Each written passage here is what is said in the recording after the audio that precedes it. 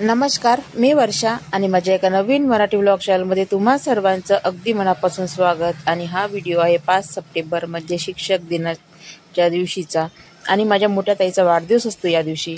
तर याच दिवशी माझ्या भावाकडे गणपती बाप्पाचं जेवण पण होतं आणि तिचा वाढदिवस पण होता आणि त्याने सगळे अरेंजमेंट केली होती वाढदिवसाची आणि जेवणाची।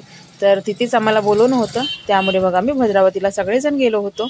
तर छान गणपती बाप्पा बसले होते आणि उकडीचे मोदक, पेढ्याचे मोदक आणि अशी तयारी छान केली होती। आणि आता आरतीची वेळ झाली होती, तर सगळेजण घरात जमले होते आरती करण्यासाठी आणि आरती झाल्यानंतर मग कार्यक्रमाला सुरुवात होणार होती। तर आता कार्यक्रमाला सुरुवात झाली आहे।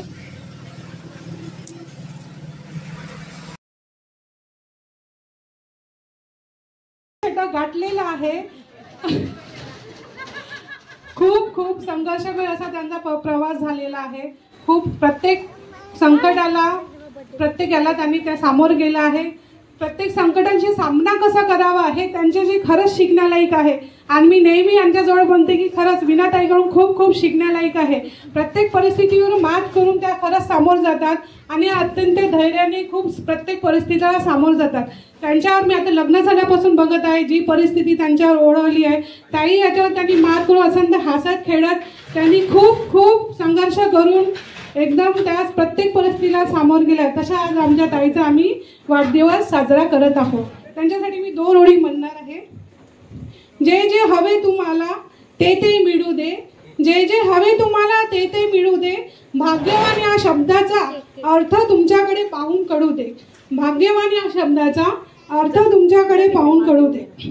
शिखरे यशाची सर तुम्ही करावी, शिखरे यशाची सर तुम्ही करावी, पाहता वडूनी मागे शुभेच्छा माझ्या स्मरावी, तुमच्या आनंदाचा वेळ गगनाला भिडू दे, तुमच्या आनंदाचा वेळ गगनाला भिडू दे, आयुष्यात तुमच्या सर्व काही मनासारखं घडू दे, आयुष्यात तुमच्या सर्व काही मनासारखं घडू दे।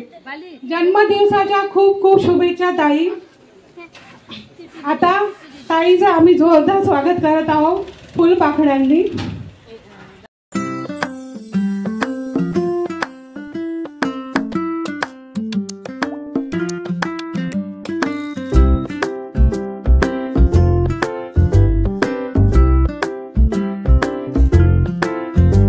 पहिले गणपती बाप्पाची छान आरती झाली, त्यानंतर प्रसाद वाटला आणि आता झाली वाढदिवसाला सुरुवात। तर वाढदिवसाची सुरुवात ही सीमाच्या मनोगताने झाली आहे आणि आता अक्षराला सुरुवात झाली ती माझ्यापासून। मी अक्षवान केलं, त्यानंतर सीमाने केलं आणि विनाताई ही माझी मोठी ताई आहे, मोठी बहीण आहे माझी आणि भाऊ हा माझ्यापेक्षा लहान आहे आणि त्याच्यापेक्षा लहान हिमा। तर असं आमचं कुटुंब आहे आणि आई आहे, बाबा नाही आहेत मला, आई आहे।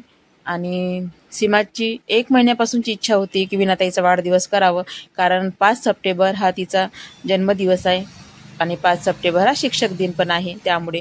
आणि ती शिक्षकच आहे, टीचर आहे माझी ताई आणि भाऊजी पण टीचरच होते, पण ते ITIला होते। तर त्यांनी 7 ते 8 वर्ष सर्व्हिस केली आणि त्यानंतर त्याची तब्येत बिघडली, त्यामुळे त्यांनी सर्व्हिस सोडून दिली। आणि त्यानंतरचा जो काळ आला तिच्या याच्यामध्ये तो खूप कठीण आला आणि मुलगी लहान होती आणि म्हणजे शाळेत जाऊन घर सांभाळून भाऊजीला सांभाळून कसं तिने घर चालवलं हे तिलाच माहीत।